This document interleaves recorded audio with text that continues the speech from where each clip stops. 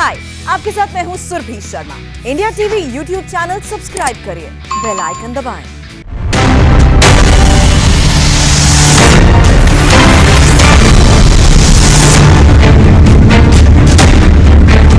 नमस्कार, आपके साथ मैं हूँ सुरभि शर्मा। वक्त हो गया है सबसे बड़े इलेक्शन शो आपकी बार किसकी सरकार का। नजर यूपी पंजाब की उन खबरों पर जिसका असर होगा 2022 के दंगल पर। बिना देर की आज की 3 बड़ी खबरों के साथ कर रहे हैं शुरुआत, क्योंकि सबसे पहले बड़ी खबर उत्तर प्रदेश से ही है, जहां बुखार पर यूपी में अब जबरदस्त सियासी तकरार शुरू हो चुका है। खुद सीएम योगी आदित्यनाथ बुखार की रिपोर्ट ले रहे हैं, लेकिन विपक्ष को ये सब कुछ नाकाफी लग रहा है। एक पार्टी ने तो आज मुख्यमंत्री से इस्तीफा भी मांग लिया है। अब क्या है पूरी खबर आपको मैं बताऊंगी। इसके अलावा दूसरी बड़ी खबर भी उत्तर प्रदेश से ही है।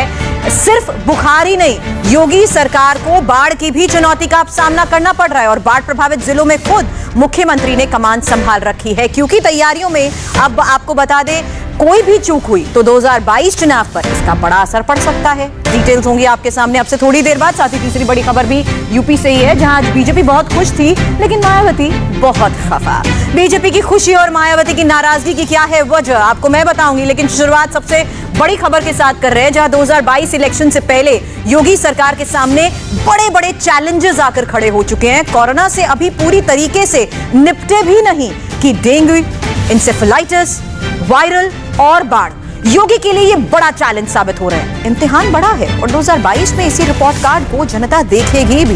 ये बात योगी भी अच्छी तरह से जानते हैं, लिहाजा अलर्ट मोड में है। अब डिटेल्स आपके सामने। योगी सरकार बुखार पर ब्रेक लगाने की तैयारी में जुट चुकी है, तो विरोधी सियासत में ये सारी बातें बताने से पहले आपको ये बताते हैं कि आखिर यूपी में कितना खतरनाक हो चुका है बुखार।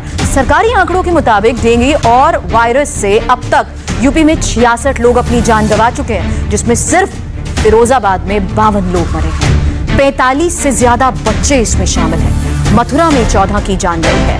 अब चिंता की बात तो यही है कि डेंगू, इंसेफेलाइटिस और वायरल के लक्षणों वाला ये बुखार अब धीरे धीरे कई जिलों में फैल रहा है। डिटेल्स आपके सामने रखना बहुत जरूरी है, क्योंकि अभी तक 66 लोग अपनी जान गंवा चुके हैं उत्तर प्रदेश में। फिरोजाबाद में ही 50 से ज्यादा मौत का आंकड़ा बढ़ता जा रहा है और ये आंकड़े वाकई बहुत डराने वाले हैं। 52 लोगों की मौत हो चुकी है, 383 अभी बीमार बताए जा रहे हैं जिनका अस्पताल में इलाज चल रहा है। इसके अलावा मथुरा के आंकड़े भी आपके सामने है। 14 लोगों की मौत की खबर मथुरा से आ रही है। प्रयागराज में भी चिल्ड्रंस हॉस्पिटल में 175 बच्चे बीमार बताए जा रहे हैं। अब डिटेल आपके सामने कानपुर हैलट हॉस्पिटल की भी होगी, जहां पर 164 लोग बीमार हैं और सबसे ज्यादा डराने वाला आंकड़ा गोंडा जिले से भी आ रहा है। प्रयागराज में 175 लोग बीमार बताए जा रहे हैं और इसके अलावा अब कानपुर में देखिए 164 लोग बीमार बताए जा रहे हैं जिनका इलाज चल रहा है। और गोंडा, यहां पे आंकड़े बहुत हैरान करने वाले हैं। 4000 के करीब बुखार के केसेस यहां पर पहुंच चुके हैं। अब समस्या बहुत ज्यादा गंभीर है, जिसको लेकर योगी का प्लान भी तैयार है और वो उस पर अमल भी कर रहे हैं। सुनिए योगी आदित्यनाथ को बुखार से निपटने का यूपी सरकार का आखिर पूरा प्लान है क्या।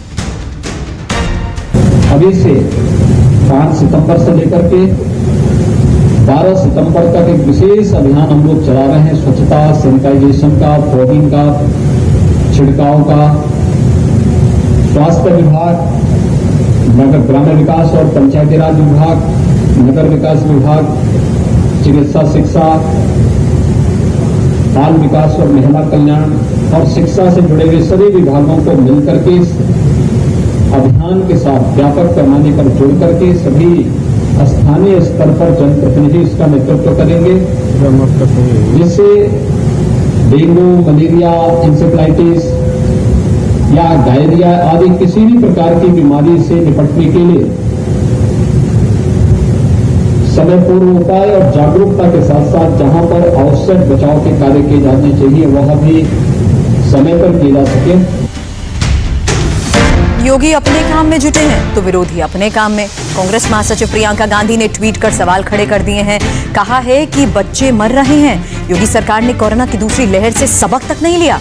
तो अखिलेश यादव ने भी कंधे पर बच्चों को अस्पताल ले जाते पिता की एक फोटो डाली, पिता का दर्द बताया। इसके पीछे कितना दर्द, कितनी सियासत है, इस हैशटैग से ही समझ सकते हैं। अखिलेश ने फोटो तो बुखार के विभीषिका पर, सरकार के काम पर सवाल उठाने के लिए लगाई थी, लेकिन इसके पीछे हैशटैग भाजपा हराओ की बात भी लिखकर एजेंडा क्लियर कर दिया।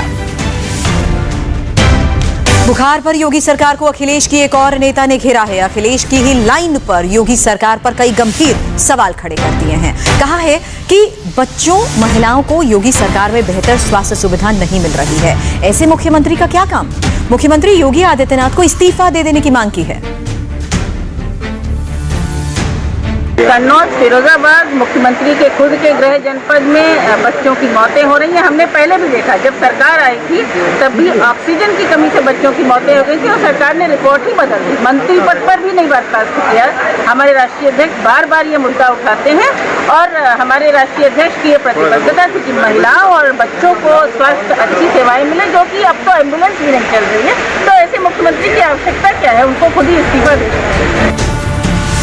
लेकिन योगी आदित्यनाथ जानते हैं कि अगर चूक हो गई तो सीधा इम्पैक्ट 2022 चुनाव पर भी पड़ेगा, इसलिए खुद कमान संभाल ली। दो फ्रंट पर काम कर रहे हैं योगी। बुखार, बाढ़, एक रिपोर्ट को खुद देख रहे हैं, समझ रहे हैं। 1 दर्जन से ज्यादा जिले बाढ़ से डायरेक्ट इफेक्टेड हैं और करीब 2 लाख आबादी पर इसका सीधा असर भी पड़ता है। तो बुखार भी अब धीरे धीरे शिकंजा कसता जा रहा है और हर जगह सीएम खुद पहुंच रहे हैं। विभीषिका बड़ी है, लिहाजा काम को मुस्तैदी से करना भी जरूरी है, क्योंकि पर्सनल लेवल पर भी 2 फ्रंट उनके लिए बड़ी चुनौती बने हुए हैं। पहला बाढ़, बुखार में फंसी जिंदगी का, और दूसरा 2022 चुनाव का। योगी अगर इस चुनौती से पार पा लेते हैं तो ऑल इज वेल होना है। अब योगी की तैयारी कैसी है वो समझने के लिए हमने योगी आदित्यनाथ का ट्विटर हैंडल खंगाला, जहां एक रिपोर्ट और जो पोस्ट की गई है उसको हमने पढ़ा। फिर यह भी समझ में आया कि आखिर काम हो कैसे रहा है। अब बहराइच में आपको बता दें, बाढ़ आई है, योगी वहां पर भी पहुंचे तो संदेश देकर यह बता दिया कि ना हो निराश, दौड़ेगी जीवन की गाड़ी। जब हम हैं साथ तो क्या बाढ़, क्या महामारी। ये योगी आदित्यनाथ के ट्विटर हैंडल पर बहराइच के हालात को लेकर लिखा गया था। इसके अलावा बलरामपुर के बाढ़ वाले इलाके में योगी जब पहुंचे तो कहते हैं कि आपकी सुरक्षा हमारा दायित्व, हर जरूरतमंद तक पहुंचेगी मदद। अब गोंडा, डुमरियागंज, नौगढ़, सिद्धार्थनगर से हर शब्द में यही आता है कि चिंता की बात नहीं, आपके साथ है आपकी सरकार। इसका मतलब क्लियर है कि योगी बताना चाहते हैं कि जैसे कोरोना में खुद खड़े होकर लड़ाई लड़ी है, वैसे ही बुखार और बाढ़ की विभीषिका को भी परास्त करेंगे। तभी भरोसा भी जगेगा और जनता का विश्वास भी बढ़ेगा। योगी जानते हैं कि अगर बुखार और बाढ़ की चुनौतियों से वो निपट गए तो 2022 की राह आसान हो जाएगी, और शायद इसीलिए विपक्ष को इसके पीछे भी सियासत नजर आ रही है। अब हम आपको ये भी बता दें कि किस तरीके से इन हालात को निपटने के लिए बाकायदा तैयारी की जा रही है। पॉलिटिक्स इसी का ही नाम है, अपने विरोधी को घेरना, चाहे जो कुछ भी और कोई भी मुद्दा हो। ये हर सियासी पार्टी यह करती जरूर है, लेकिन जब पॉजिटिव प्रयास होते हैं तो वहां अगर सियासत होती है तो सवाल भी जरूर खड़े हो जाते हैं। और ये पब्लिक है, सब कुछ जानती भी है, देखती भी है। फिलहाल सियासी यात्राओं को लेकर एक बड़ी खबर है, क्योंकि सियासी यात्राओं को लेकर आज जमकर पॉलिटिक्स हो रही है। बीजेपी ने आज अपनी जन आशीर्वाद यात्रा की खूब प्रशंसा की और बताया कि जन आशीर्वाद यात्रा उपेक्षा से ज्यादा सफल हुई है और लगभग 24,000 किलोमीटर की यात्रा हुई। 5,000 से ज्यादा कार्यक्रम जन आशीर्वाद यात्रा में हुए। जनता से नए नियुक्त मंत्री सीधे जुड़े हैं। यात्रा में 19 प्रदेशों में 265 जिलों को कवर भी किया गया है। अब बीजेपी अपने मुंह से मियां मिट्ठू बने तो मियां मिट्ठू तो जरूर बन रही है, लेकिन खूब तारीफ भी हो रही है। कल से 403 विधानसभा में प्रबुद्ध सम्मेलन भी करने जा रही है। लेकिन इन कार्यक्रम से बहुजन समाज पार्टी सुप्रीमो मायावती बहुत खफा हो गई है। उन्होंने बीजेपी पर बहुत सीरियस आरोप लगा दिए हैं। वो आरोप है क्या, सुनिए। उससे पहले ये भी बता दें कि समाजवादी पार्टी, बहुजन समाज पार्टी को बीजेपी ने ये क्यों कहा कि ये पार्टियां अपनी जाति, अपने परिवार के लिए और समाज में जहर फैलाने वाली राजनीति करती हैं।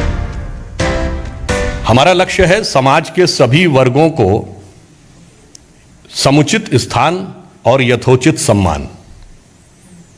और उनका लक्ष्य क्या है? समाज के वर्गों में कुछ वर्ग को पकड़कर दूसरों के प्रति वैमनस्य पैदा करके फिर एक दूसरे में मचाओ घमासान। यह मैं किस आधार पर कह रहा हूं? जो आपने नाम लिया, सपा बसपा जैसी पार्टियां, किसी जमाने में यदि कोई पार्टी ये कहती है कि 4 वर्गों का नाम लेके कहती है इनको जूते मारो। बहुजन समाज पार्टी की सुप्रीमो मायावती ने बीजेपी पर आज करारा वार किया। मायावती ने कहा कि बीएसपी की नकल करके बीजेपी भी प्रबुद्ध सम्मेलन का आयोजन कर रही है। ब्राह्मण सम्मेलन से बीजेपी समेत सभी दल बौखला गए हैं। और इतना ही नहीं, मायावती ने तो यह भी कह दिया कि बीएसपी को विधानसभा चुनाव में हराने के लिए सारे विरोधी दल अब एकजुट हो रहे हैं। मायावती ने बीजेपी सरकार पर भ्रष्टाचार के आरोप लगाए। प्रदेश में दलितों, आदिवासियों, पिछड़ों, मुस्लिम व अन्य धार्मिक अल्पसंख्यकों के साथ साथ अपर कास्ट समाज में से खासकर ब्राह्मण समाज भी भाजपा के द्वेषपूर्ण व पक्षपाती रवैये से दुखी होकर अब अपने सर्वजन हिताय व सर्वजन सुखाय के लिए यहाँ बीएसपी के साथ काफ़ी तेजी से जुड़ा है।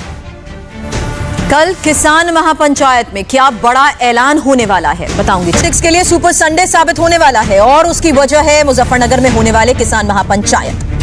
दावा है कि महापंचायत में देश भर के 300 से ज्यादा किसान संगठन शामिल हो रहे हैं और किसान संगठन मुजफ्फरनगर की ओर कूच भी कर रहे हैं। महापंचायत को ही देखते हुए यूपी पुलिस भी अलर्ट मोड में है। मुजफ्फरनगर और आसपास के जिलों में भारी सुरक्षा तैनात की गई है। पीएससी की 6 कंपनियां, आरएएफ की 2 कंपनियों को तैनात कर दिया गया है। चुनाव से जुड़ी खबरें अभी और बाकी हैं, जल्द लौटेंगे। आगे देखिए चुनाव चालीसा।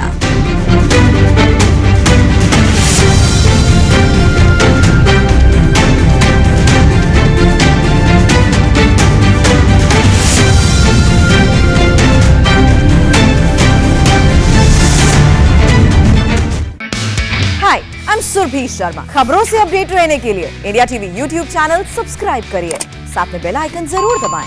जुड़े रहें इंडिया टीवी के साथ।